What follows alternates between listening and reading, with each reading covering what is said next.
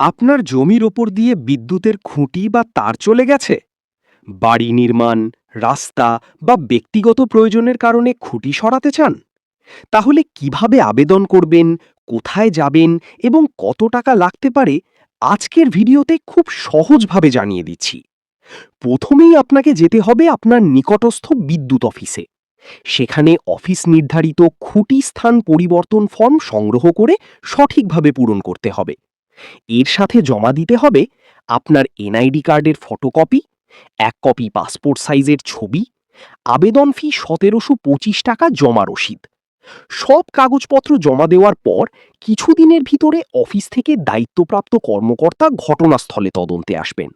তারা খুঁটি সরানোর স্থান পরিদর্শন করে প্ল্যান, ডিজাইন এবং মোট খরচের হিসাব প্রস্তুত করবেন।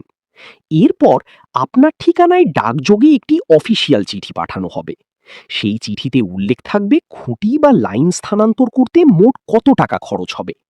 চিঠিতে উল্লেখিত টাকা নির্ধারিত সময়ের মধ্যে অফিসের ক্যাশ কাউন্টারে জমা দিতে হবে। টাকা জমা হওয়ার পর আপনার কাজের জন্য ঠিকাদারি প্রতিষ্ঠানের কাছে ওয়ার্ক অর্ডার দেওয়া হবে।